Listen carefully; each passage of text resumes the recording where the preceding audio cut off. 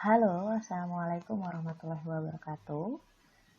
Welcome to my YouTube channel. Jangan lupa untuk mengklik subscribe, like, komen, dan share ya. Jadi, kali ini saya akan menyampaikan materi terkait translasi. Translasi merupakan kegiatan mengubah notasi pseudocode atau notasi algoritma lainnya ke dalam bahasa pemrograman tertentu. Nah, kali ini saya akan menjelaskan terkait translasi dari notasi pseudocode menjadi bahasa pemrograman C. Compiler yang saya gunakan di sini adalah Borland C++ Builder 6. Oke, ketika kita membuka Borlandnya, maka tampilan dari programnya akan seperti ini. Kemudian kita bisa lakukan file, close all. Lalu kita menginginkan membuat file baru, ya, maka kita tinggal memilih file, new, kemudian karena yang mau kita buat adalah program konsol, maka kita pilih other, lalu pilih console wizard, lalu tekan OK. Pilih bahasanya, source type-nya adalah bahasa C, kemudian klik OK. Oke, di sini kita sudah memiliki satu file berekstensi .c, ya. Sementara file name-nya adalah unit 1, tapi nanti kita bisa lakukan perubahan untuk file name-nya. Oke, kalian bisa melakukan penghapusan sintaks yang tergenerate secara default di sini, ya. Nah, setelah filenya kosong, ya, saya akan menjelaskan terkait program kosong dulu, ya. Jadi program kosong itu adalah suatu program yang isi notasinya adalah praprosesor, ya.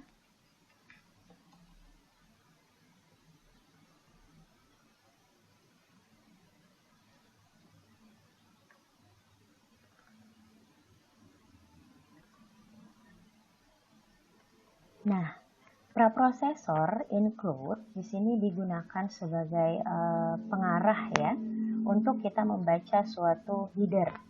Jadi header adalah suatu library yang disediakan oleh compiler. Nah, salah satu header yang akan kita gunakan di sini adalah header stdio.h.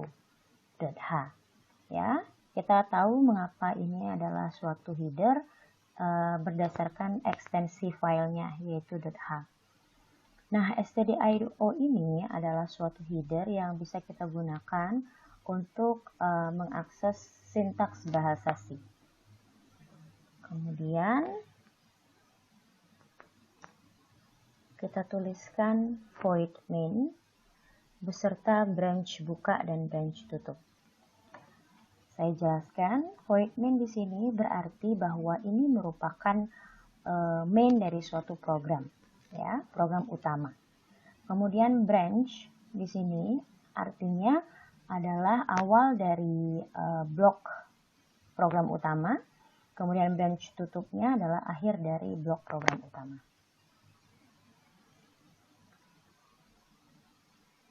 Ketika kita mau merankan programnya,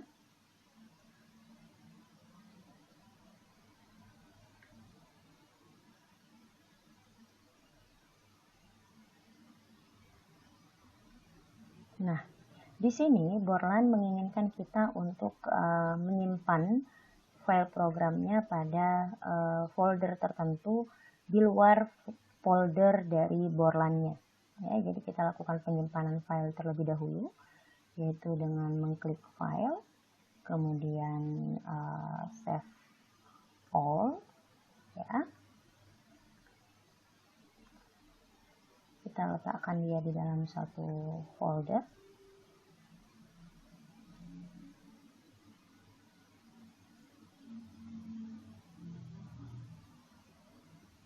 Ini misalnya translasi. Oke, kita masuk ke dalam folder yang baru kita buat, lalu kita tentukan file name-nya. Misalnya program 1. Gitu. Kemudian pilih save. Lalu kita diminta untuk memberikan nama project-nya, ya. Kita boleh gunakan nama project 1.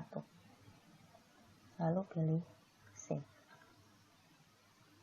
Ya, ketika kita mau run programnya, nah ini merupakan file kosong. Namun mengapa dia tertutup kembali? Ya, ini dikarenakan kita tidak menangkap dari keluaran programnya. Untuk menangkap dari keluaran program, kita membutuhkan satu instruksi tambahan, yaitu instruksi getch. Namun, untuk menggunakan instruksi getch, kita harus menambahkan satu header lagi. Maka kita tambahkan preprocessor include lagi untuk menunjuk header tempat di mana fungsi getch ini berada. Getch ini berada pada header conio.h.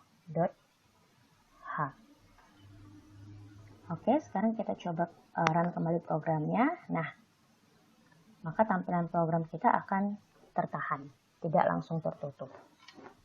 Nah, ini disebut sebagai perintah untuk membuat program kosong. Oke, selanjutnya di sini saya akan menjelaskan terkait translasi dari algoritma yang telah kita pelajari pada pertemuan sebelumnya, yaitu program Hello World. Program ini ya bertujuan untuk mencetak string Hello World. Dia tidak memiliki masukan sehingga kita tidak perlu mendeklarasikan suatu identifier. Kemudian hasilnya adalah mencetakkan string Hello World.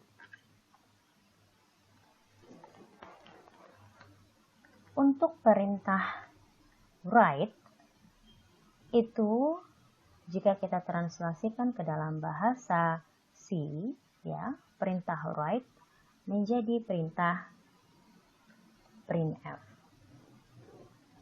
Ya. Nah, di sini yang mau kita cetakkan hanya berupa string hello world. Artinya kita tinggal tuliskan saja ya dengan menggunakan simbol double quotes hello world. Jangan lupa bahwa setiap instruksi itu diakhiri oleh semikolon. Ya. Seperti itu. Sekarang kita coba run programnya. Nah, oke, selanjutnya kita akan melakukan translasi dari program cetak. Ya, program cetak di sini adalah program untuk mencetakkan isi variabel A ke layar monitor, di mana variabel A sudah kita ketahui nilainya yaitu 3. Ya. Di sini kita tidak membutuhkan suatu masukan karena kita sudah mengetahui isi dari variabel A ya dan tidak menggunakan piranti masukan. Kemudian untuk keluarannya adalah isi dari variabel A. Karena di sini kita menggunakan suatu identifier yaitu variabel, maka variabel tersebut harus kita deklarasikan agar baris program mengetahui variabel tersebut. Perintah pseudocode untuk mendeklarasi adalah A, kemudian tipe data yang digunakan adalah integer, karena 3 itu adalah bilangan bulat. Ya. Nah, translasi dari perintah deklarasi adalah kita sebutkan tipe datanya dulu, yaitu int, diikuti dengan nama dari identifiernya, yaitu A, lalu diakhiri dengan semikolon.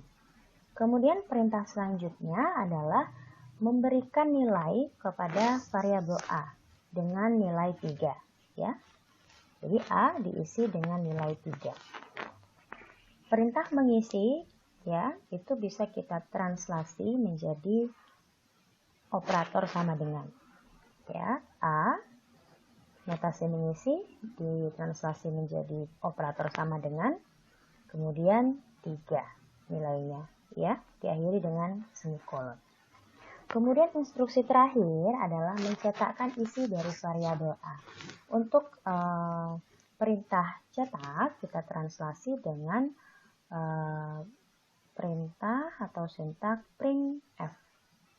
Nah, di sini karena yang mau kita cetakkan adalah isi dari variabel A, maka kita membutuhkan suatu format datanya, yaitu karena dia A itu bertipe integer, bisa kita gunakan %d, bisa juga kita gunakan %i, ya. Lalu koma diikuti dengan identifiernya A, lalu diakhiri dengan semikolon. Kita coba run programnya. Nah, output programnya adalah mencetak isi dari variabel A, yaitu 3. Kemudian bagaimana jika ternyata yang mau kita cetakkan bukan isi dari variabel A misalnya, tapi kita ubah misalnya ya, nih saya kasih contoh, kita kasih double quotes di perintah notasi write-nya. Maka jika kita translasikan, bukan seperti ini perintahnya, melainkan double quotes A. Apabila kita run programnya, maka output dari program tersebut adalah karakter A. Jadi A-nya yang kita cetak, bukan isi dari si A. Begitu ya perbedaannya. Oke, ini saya kembalikan lagi.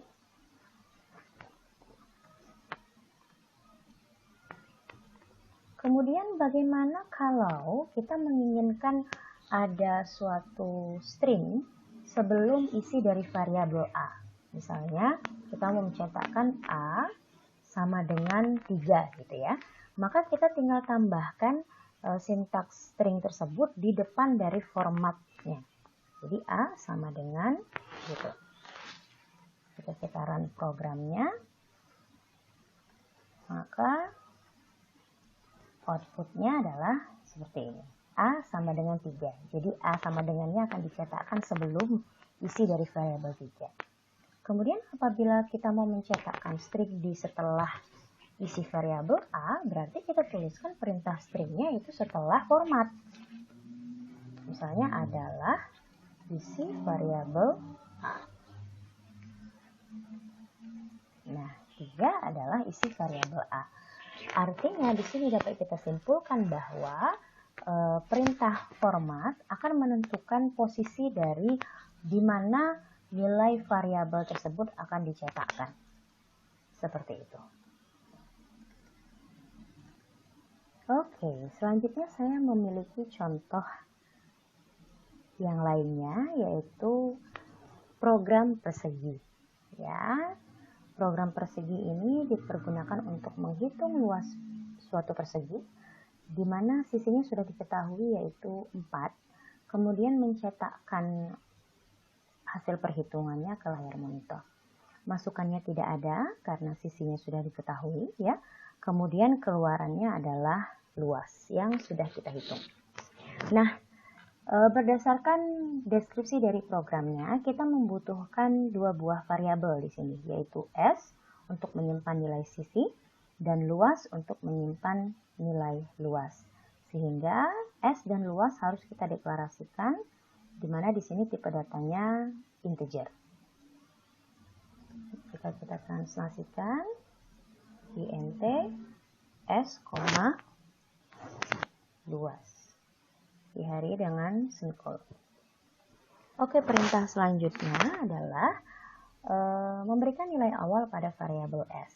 Ya, jadi S diisi dengan nilai 4. Perintah atau notasi mengisi itu ditranslasi ke bahasa C menjadi operator sama dengan 4, diakhiri dengan semikolon. Kemudian di situ untuk variabel luas itu diperoleh dari perhitungan sisi kali sisi, ya, masih menggunakan notasi mengisi di situ. Jadi kita translasi notasi mengisinya menjadi sama dengan luas sama dengan S. Operator kali itu kita translasi ke bahasa C menjadi asterik atau bintang ya. Kemudian S semikolon. Terakhir adalah perintah untuk mencetakkan isi dari variabel luas yang sudah kita peroleh dari hasil perhitungan. Ya, alright, kita translasi menjadi printf ya. Kemudian yang mau kita cetakkan di sini adalah variabel luas, di mana variabel luas sudah kita tentukan bertipe integer. Berarti format yang kita bisa gunakan boleh %d, boleh %i. Ya, koma, luas.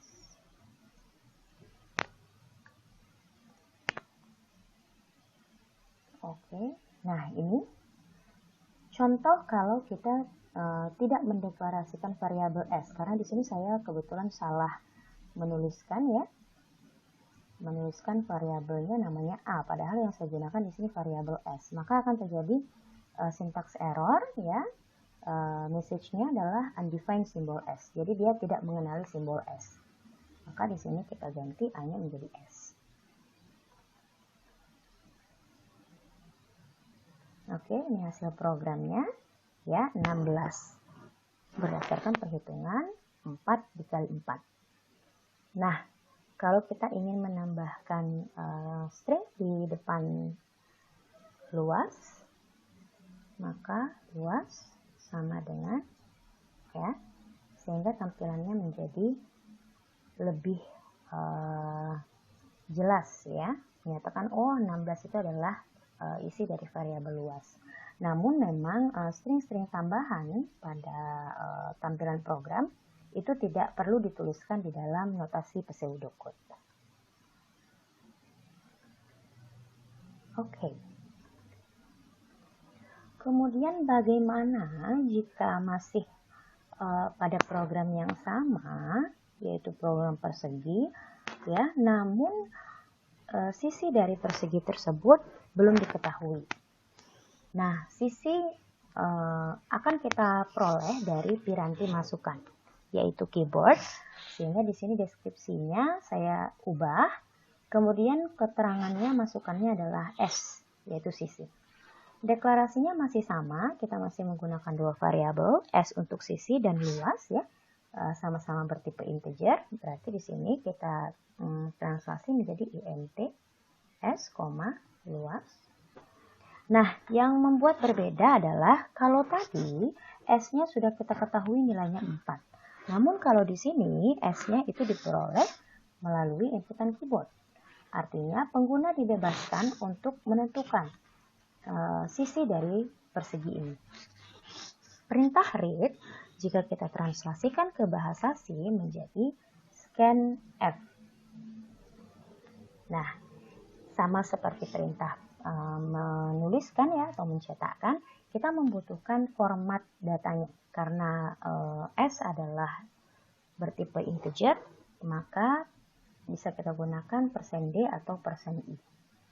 Nah, yang membedakan antara perintah mencetak dan membaca di sini adalah adanya simbol dan. Ya. Dan ini ya menunjukkan bahwa kita akan mengisi suatu variabel bernama S pada alamat tertentu, gitu ya.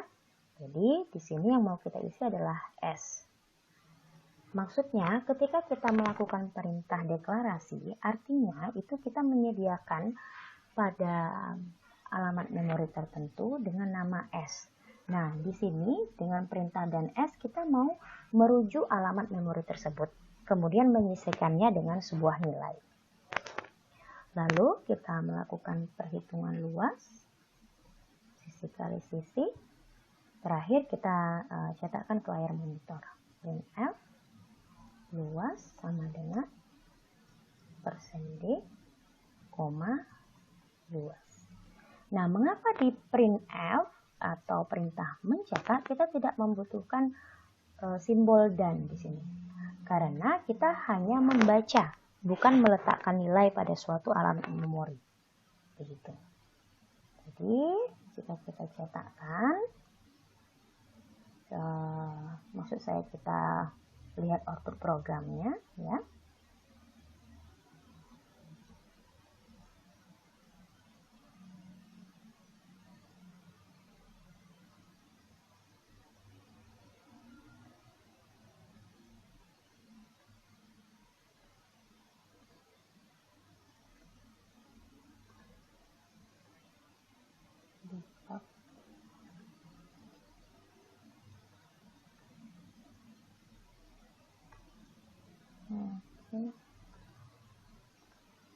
Oke, di sini programnya sudah di run, ya. Ada kolom di mana pengguna diminta untuk menginputkan nilai dari sisinya. Misalnya saya inputkan sisinya adalah 6. Ya, lalu kita tekan enter, maka akan muncul output yang kita inginkan, yaitu luas sama dengan 36. Ya, betul ya hasilnya. Nah, tapi di sini pengguna akan dibuat bingung, ya, karena ketika kita run programnya, tampilan programnya kosong. Maka kita bisa menambahkan perintah tambahan, ya, hanya untuk memperjelas tampilan program saja. Jadi kita tambahkan perintah string di sini, printf misalnya, ya, masukkan sisi. Nah, seperti ini. Ya, maka tampilan programnya menjadi lebih jelas, ya, dimana ada string terlebih dahulu, yaitu meminta pengguna memasukkan nilai dari sisi. Misalnya sisinya 10. Seperti itu. Tapi memang perintah untuk mempercantik, ya, atau memperjelas tampilan itu tidak dituliskan di dalam notasi algoritmanya. Ya. Kemudian saya ingin menjelaskan, ya, di sini ada 1, 2, 3, 4, 5, 6. 6 baris untuk algoritmanya, ya, di programnya, 6 baris program. Nah, apakah di dalam satu baris, ya, itu terdapat satu instruksi? Maka jawabannya adalah tidak. Ini contohnya. Di dalam satu baris ini kita mendapati ada 2 instruksi, yaitu instruksi mendeklarasikan S dan instruksi mendeklarasikan luas. Jadi sebenarnya ini 2 instruksi. Jadi bisa kita tuliskan int S dan int luas. Tapi karena kita ingin mempersingkat, ya, biar dia lebih mudah untuk dituliskan, maka kita gunakan koma di sini. Karena kebetulan variabel luas dan S itu bertipe sama. Tapi kalau tipe datanya berbeda tidak bisa, ya, kita gabung seperti ini. Nah, kemudian misalnya perintah untuk memasukkan sisi di sini bisa kita jadikan satu baris begini. Gitu. Ini artinya dalam satu baris ini terdapat 2 perintah juga, yaitu mencetakkan string masukkan sisi dan melakukan perintah baca nilai dari variabel sisi. Tampilannya akan sama. Seperti ini. Oke. Demikian untuk materi terkait translasi. Terima kasih telah menyaksikan video pembelajaran ini. Saya akhiri dengan wassalamualaikum warahmatullahi wabarakatuh.